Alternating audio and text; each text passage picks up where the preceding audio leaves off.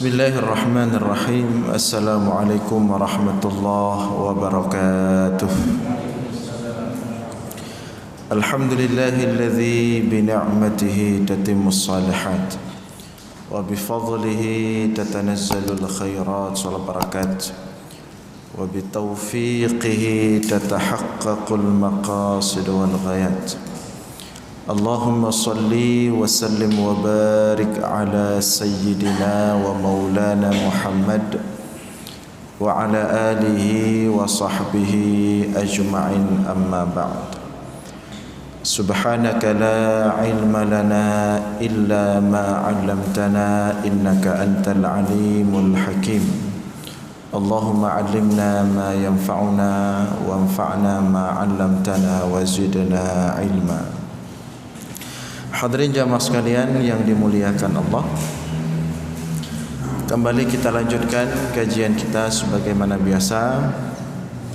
Pada pertemuan sebelumnya kita sudah masuk dalam bab baru atau kitab baru daripada Ihya Ulumuddin, yaitu kitab tentang Al-Halal wal Haram.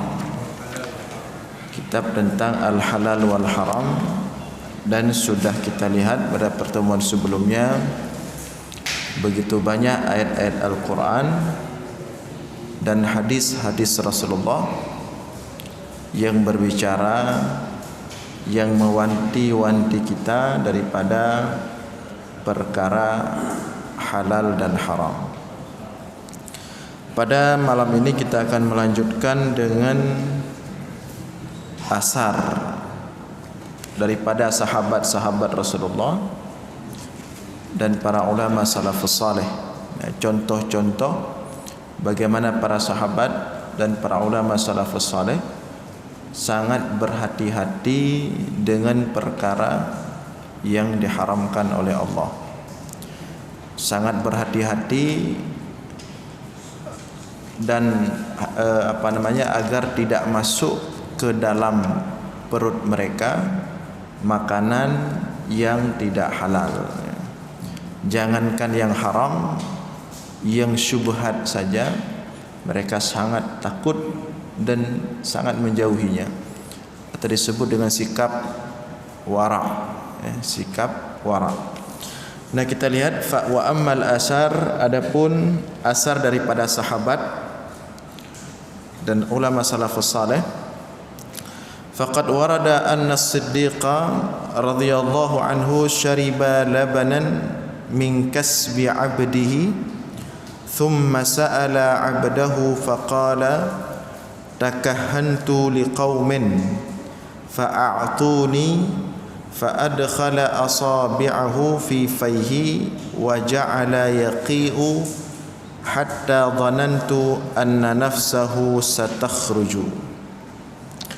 Summa qala Allahumma inni a'taziru ilaika mimma hamalatil uruqu wa khalatatil am'a'u.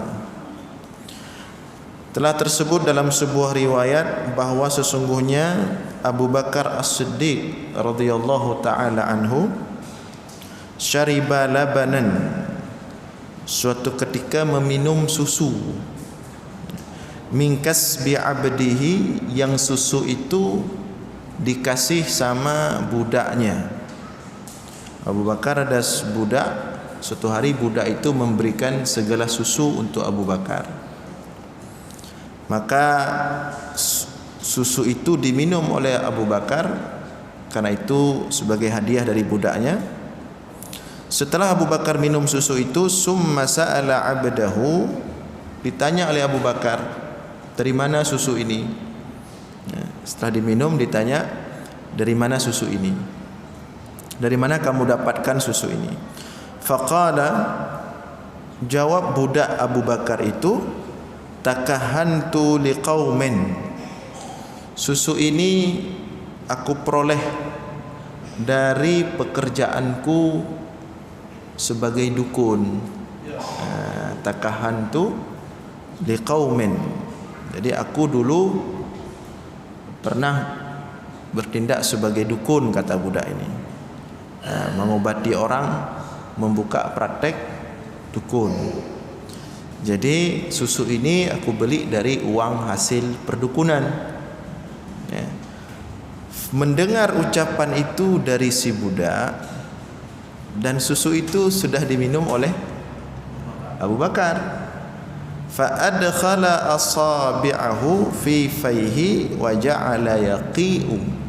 Maka langsung Abu Bakar refleks, langsung ketika itu juga memasukkan jari-jarinya ke mulutnya, dimasukkan sedalam-dalamnya ke dalam mulutnya, wa ja'ala yaqi'u, dan memaksa diri untuk muntah, dimasukkan tangan ini sedalam-dalamnya ke mulut agar muntah, agar susu yang diminum tadi itu dikeluarkan kembali. Hatta dhanantu, kata si budak ini, aku melihat Abu Bakar sangat memaksa, betul-betul dimasukkan tangannya ke mulutnya itu sangat dipaksa. Hatta dhanantu, ketika aku melihat Abu Bakar sangat memaksakan dirinya, aku melihat hampir-hampir Abu Bakar meninggal gara-gara menekan tangannya itu, memasukkan, dipaksa agar susu tadi keluar semua itu. Hampir-hampir aku mengira Abu Bakar meninggal karena memasukkan tangannya dalam mulutnya. Hingga kemudian keluarlah semua susu yang diminum oleh Abu Bakar As-Siddiq. Kemudian setelah keluar semuanya, qala, Abu Bakar mengatakan, Allahumma inni a'taziru ilaika mimma hamalatil uruq wa khalatatil am'a. Ya Allah, aku meminta ampun kepadamu kalau ada sisa-sisa susu tadi yang sempat masuk ke dalam perutku dan menjadi darah dagingku. Nah, ini Abu Bakar As-Siddiq radhiyallahu taala anhu. Maka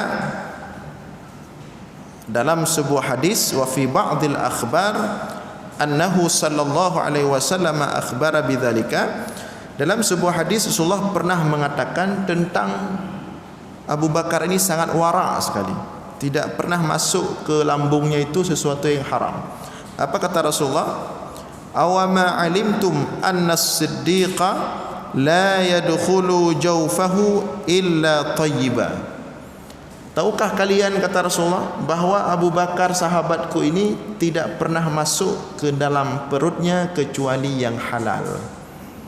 Maka begitulah Allah menjaga Abu Bakar agar tidak masuk dalam perutnya barang yang haram. Jadi kalau buka praktek dukun, hukumnya adalah, kok nggak ada jawaban ya? Hukumnya jelas, kenapa mesti bingung? Hukum buka praktek dukun adalah syirik, ya.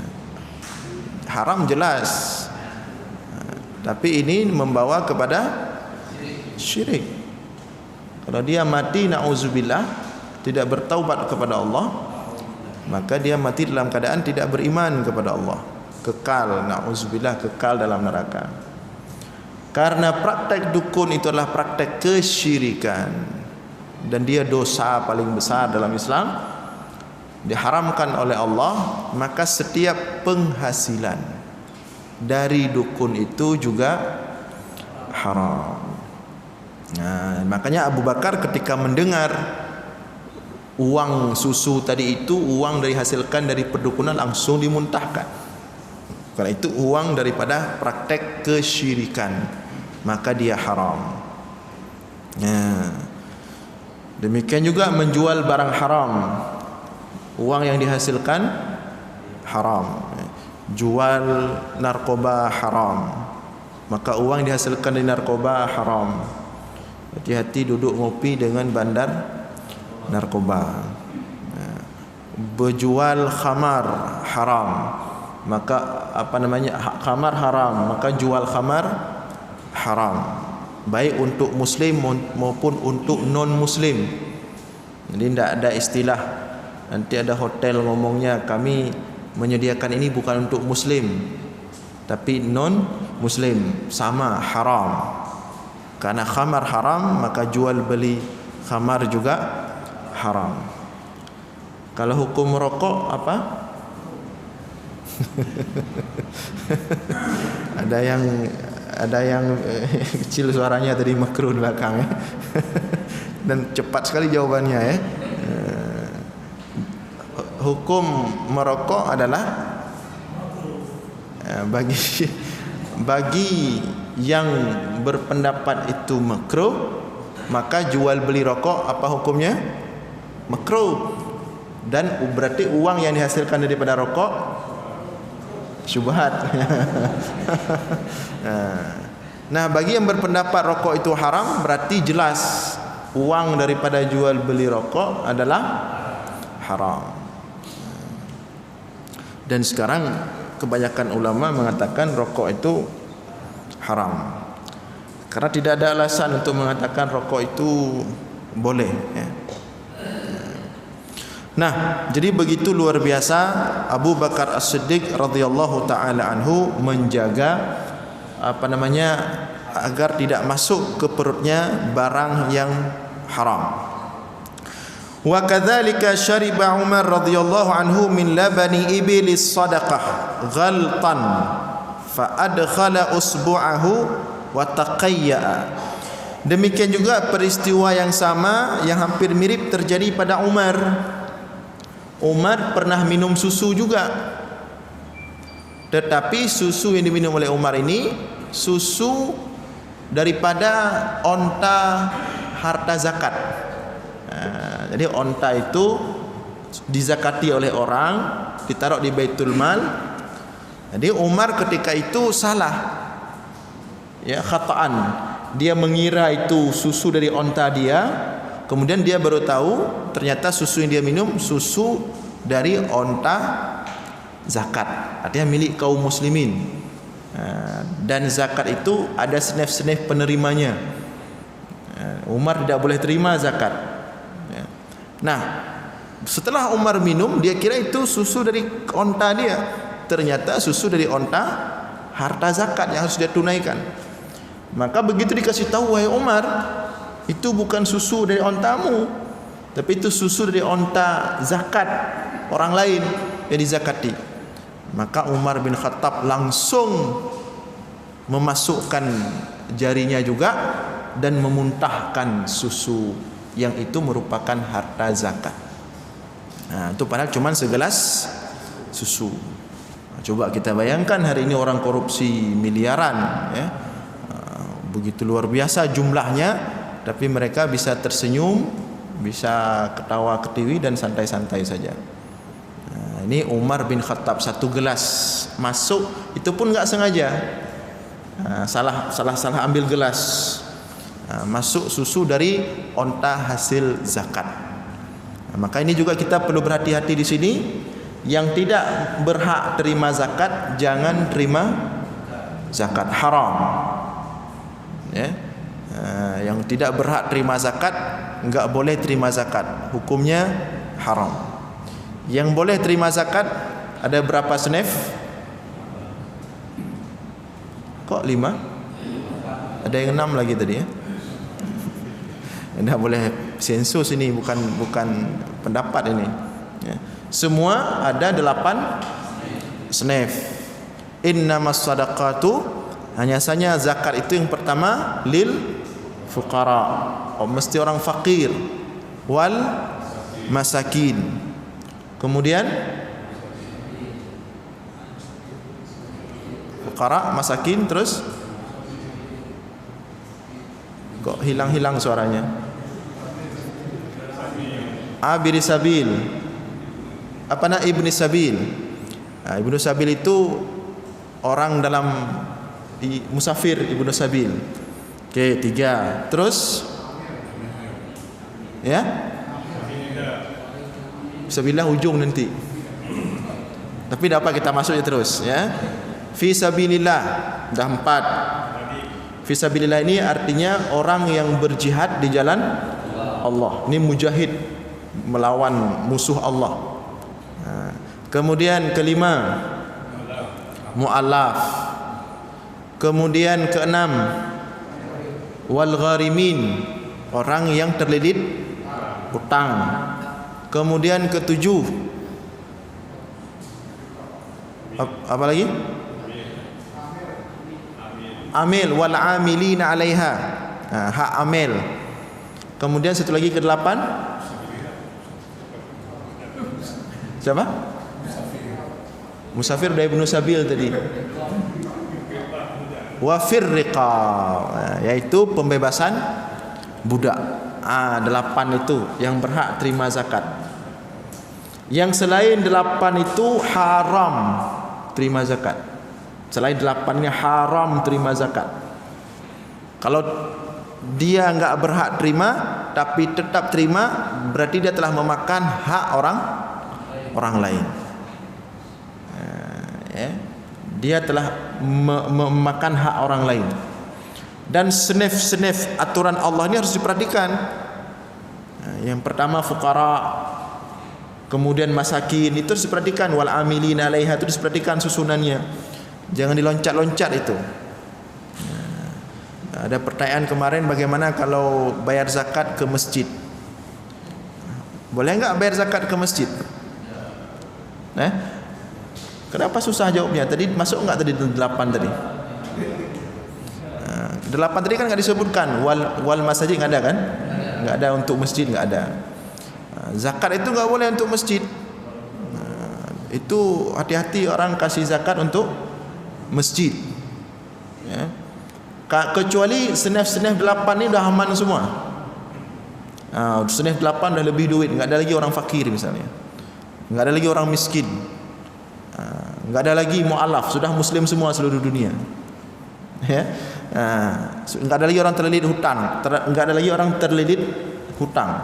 Enggak ada lagi Ibnu Sabil. Baru enggak tahu bawa ke mana zakat. Mau bangun masjid itu baru nanti kita lihat kembali. Tapi selama ini ada, susunan ini ada, tidak boleh pakai ke masjid.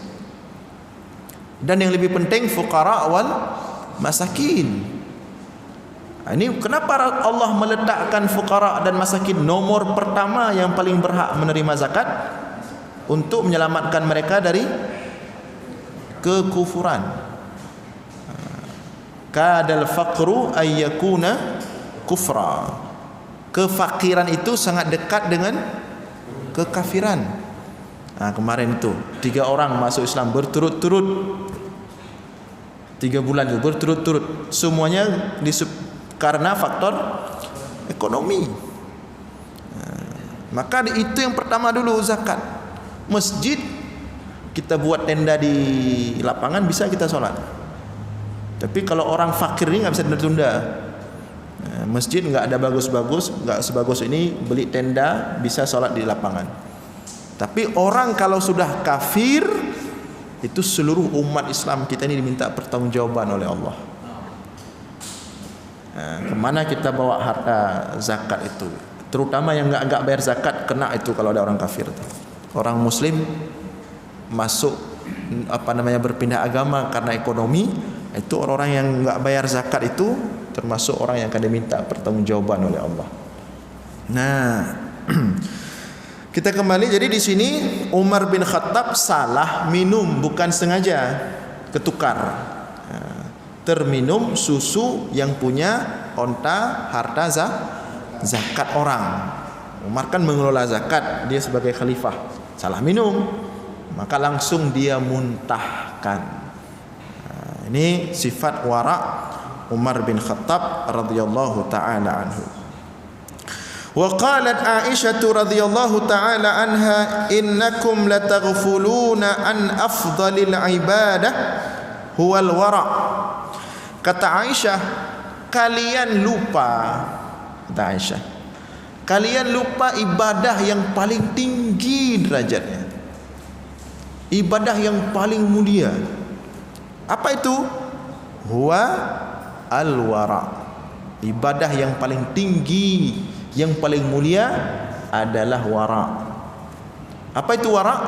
Menjaga tubuh daripada mengkonsumsi makanan atau hasil daripada syubhat. Itu ibadah paling tinggi. Dan memang itu yang yang membuat seseorang jadi wali apa? Wali Allah. Ya, man adali waliyan, Allah katakan siapa yang berani memusuhi waliku. Siapa wali itu? Syarat paling utama wali itu bukan banyak zikir, bukan apa-apa. Tubuhnya harus bersih daripada barang haram. Kalau tubuhnya ada barang haram, jangan mimpi jadi wali. Walaupun ibadahnya, nanti disebutkan di depan sama Imam Ghazali ini, walaupun ibadahnya luar biasa sekali, solatnya, zikirnya, apanya, tapi kalau tubuhnya ada barang haram, walaupun sedikit, tidak ada arti apa-apa ibadahnya. Maka persoalan halal haram ini persoalan utama, tidak main-main ini.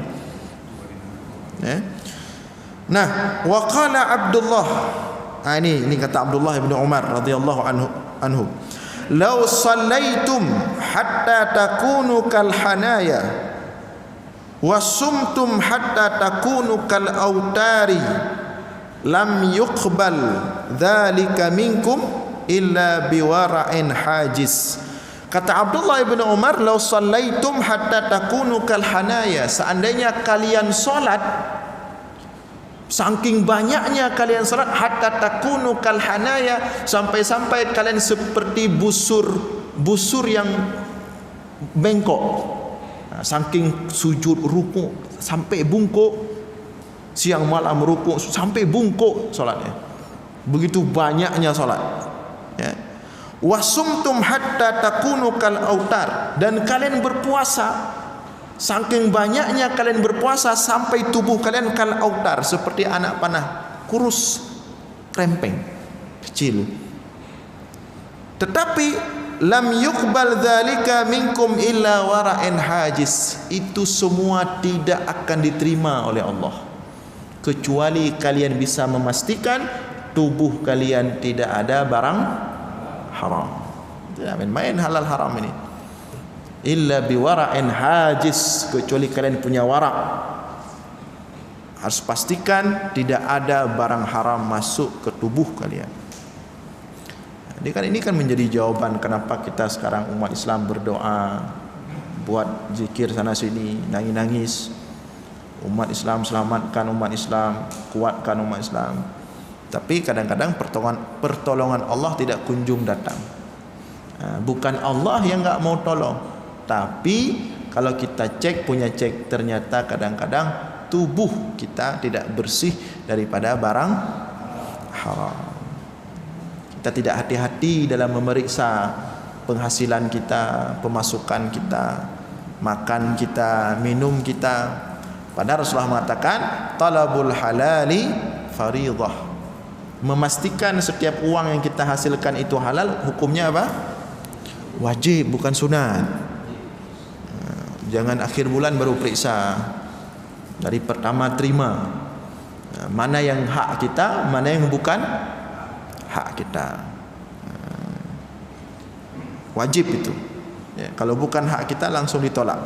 Jangan diterima. Ini sekarang malah ditanya-tanya. Udah akhir bulan pernah lebih bacakan tu punah program. Ini kan biasanya seperti itu. Punah hana punah sagai. Nah, wa qala Ibrahim bin Adham rahimahullah, berkata Ibrahim bin Adham, ini salah seorang ulama salafus saleh, ulama tasawuf. Ma adraka man adraka illa man kana yaqilu ma yadkhulu jawfahu. Tidaklah cerdas orang yang cerdas, tidaklah pinter orang yang pinter, melainkan dia bisa memastikan setiap barang makanan yang masuk ke rongga tenggorokannya itu adalah barang yang halal. Itu baru orang pintar. Dia enggak asal makan. Diperiksa semua. Maka orang-orang wara' memang seperti itu. Jangankan yang haram, syubhat saja dia hindari. Ini kena semua nih kita ini.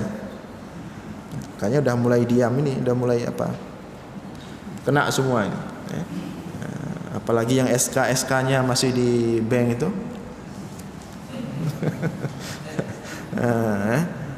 Rata-rata sekarang SK di bank illa man rahimallah, kecuali yang Allah selamatkan, dan itu sangat sedikit. Rata-rata sekarang ya bukan hanya PNS ya, itu SK-nya enggak di rumah, SK-nya di bank. Ini persoalan serius. Kemudian atau yang sudah pensiun ya ikut deposit, besok datang ke bank ambil balik depositnya. Walakum ru'usu amwalikum, kata Allah. Bagaimana cara kalau kita selama ini sudah deposit di bank-bank konven, ada yang sudah deposit mungkin 1 miliar, sudah 10 tahun, 5 tahun, setiap bulan terima bersih 3 juta misalnya.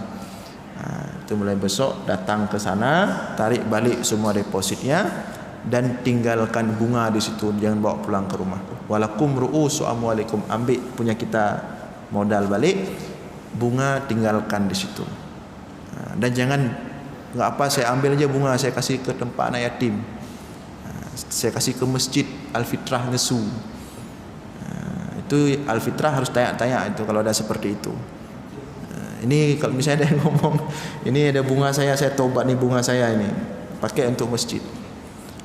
Innallaha thayyibun la yaqbalu illa thayyiba. Allah itu maha baik, tidak menerima kecuali yang baik-baik. Jadi bagaimana kalau ada bunga, bawa dia ke Baitul Mal, di sana kasih ke sana. Tapi kalau di bank jangan diambil ya. Nah, ini salah satu cara untuk menyelesaikan masalah ini. Kalau sudah terlanjur ambil kredit dengan bank konven, segera selesaikan. Kalau bisa, sebenarnya wajibnya fauran, dia langsung selesaikan malam ini juga sebenarnya. Langsung selesaikan malam ini juga. Bagaimana kena penalti? Ya itu resiko.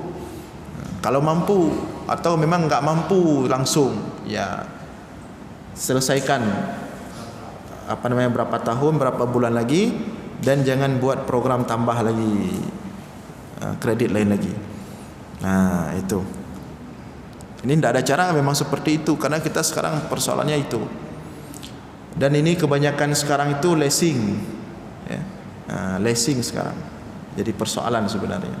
Saya tidak tahu apakah kanun LKS yang disahkan di Aceh itu cuman mengatur bank-bank konven aja, sedangkan leasing enggak kena. Padahal yang paling aktif sekarang riba itu adalah leasing itu. Ya, itu yang paling aktif sekarang. Kendaraan, mobil, motor itu rata-rata, HP, kulkas di rumah, sofa, tempat tidur. Nah, makanya panas sekali selalu. Kenapa panas tidur? Padahal pakai AC. Ternyata kasurnya beli melalui leasing, enggak panas tiap malam. Nah, itu caranya untuk kalau mau bersih. Kalau enggak ya seperti kata Abdullah bin Umar tadi, kalau kita masih pakai barang-barang itu berarti belum ada arti kita solat, belum ada arti kita puasa, belum ada arti kita nangis-nangis. Kalau benda-benda itu masih ada bersama kita dan di sekitar kita. Ya. Ada orang dari ujung rambut sampai ujung kaki, barang itu semua, semuanya beli melalui pendanaan konven. Peci yang enggak, kena peci 5.000 satu. Dari baju ya, celana, tali pinggang, dompet, itu kena semua. Atau enggak, saya enggak, baju saya murah-murah semua Ustaz, insya-Allah aman. Motor kena tu, motor bawa ke masjid. Buat program ini saya mau ambil pembiayaan motor khusus pergi ke masjid ini. Maka itu tidak ada arti kita pergi ke masjid. Insya-Allah ya, kita pelan-pelan. Tapi sebenarnya jangan pelan-pelan lagi, ini memang udah harus cepat, ini gerak cepat ini. Karena pelan-pelan tidak selesai-selesai nanti. Nah, kemudian juga sebaliknya, ya, juga sebaliknya kita sangat di antara bentuk jihad hari ini. Nah, kalau tadi meninggalkan riba, nah sekarang jihad ekonomi kita ini di Aceh kita punya medan jihad sekarang, yaitu jihad bagaimana membangun ekonomi syariah. Di antara bentuk jihad itu ambil uang dari konven taruh di, nah itu di antara bentuk jihad. Nah, ini kan mau apa namanya, mau dialih, mau berubah semua ini. Nah, ini yang enggak suka ini lagi lihat dia. Nah, yang enggak suka, yang benci syariah, ya, yang apa namanya, macam-macam lah. Ini lagi pantau dia. Ini lagi pantau. Begitu berubah semuanya, hilang konven, 100% semua syariah, semua perbankan syariah, dia lihat ketika semua berubah, ekonomi menurun, dia akan ketawa. Dia akan senang. Jadi kita jangan sampai orang-orang seperti ini kita biarkan senang. Ini mereka sedang nonton nih, dengan penuh remeh, dengan penuh sinis.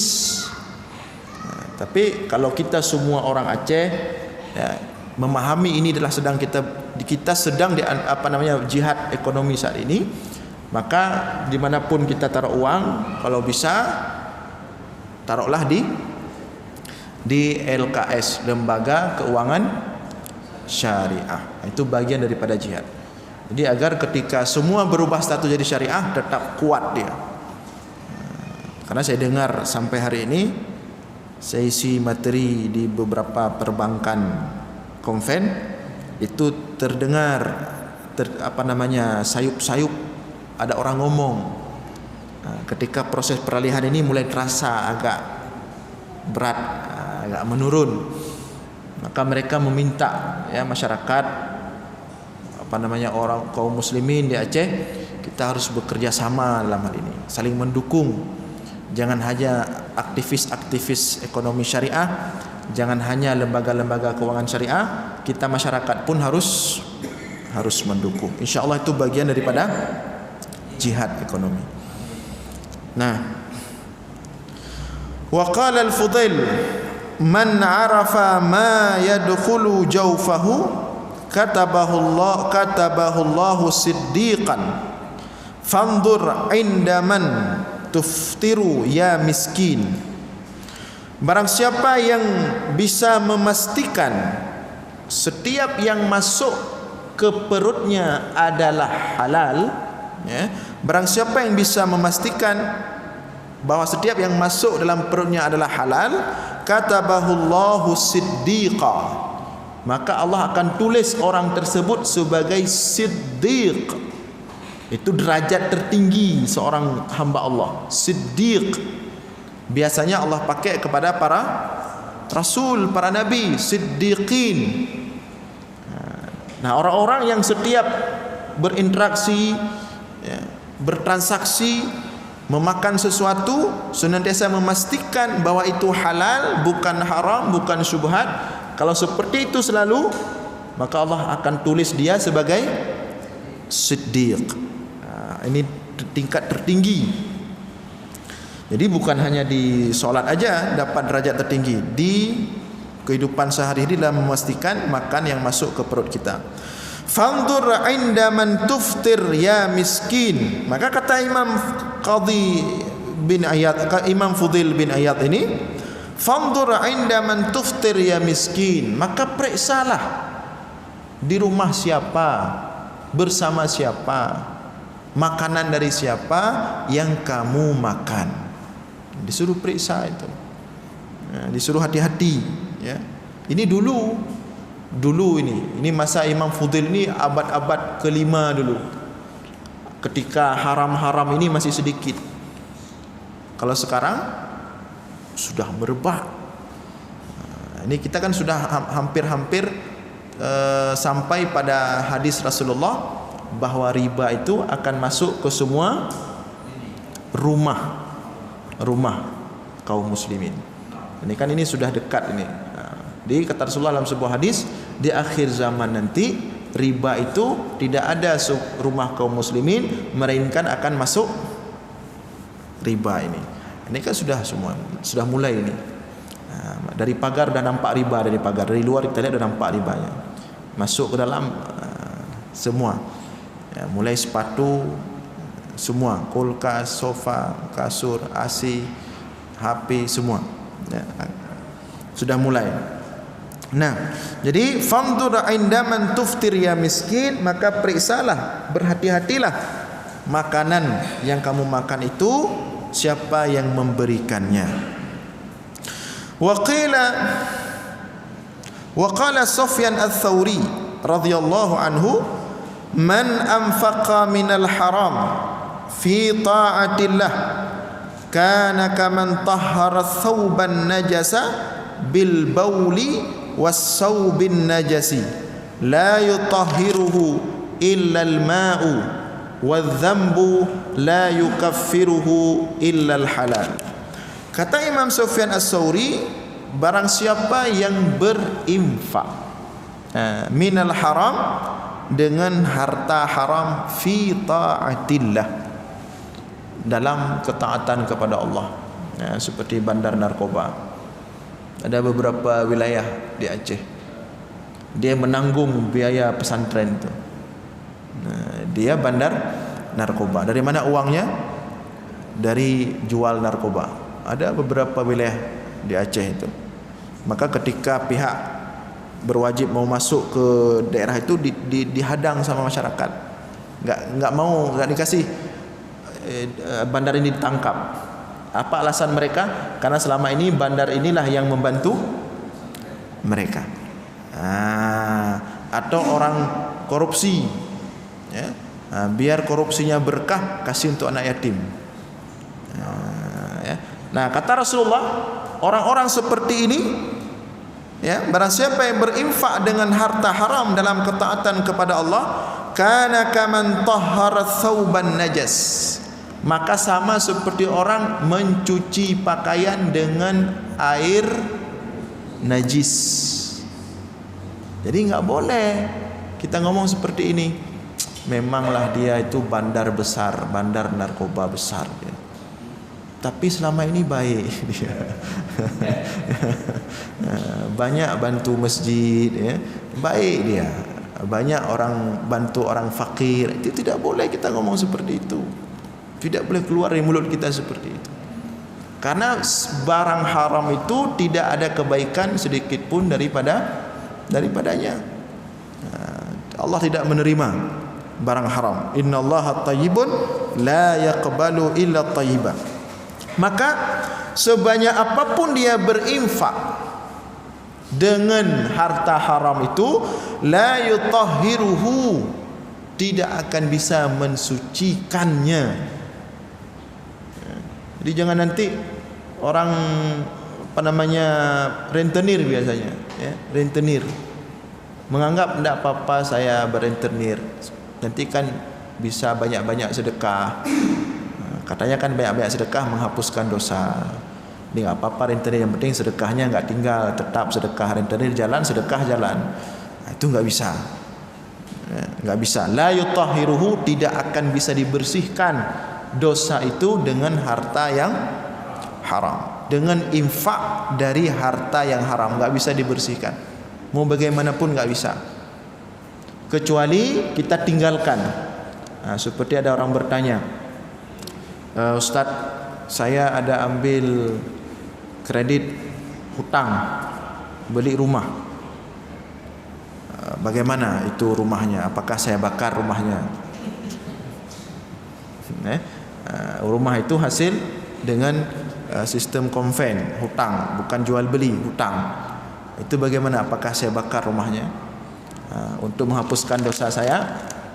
Maka jawabannya, rumah tidak perlu dibakar, tapi riba itu harus segera diselesaikan.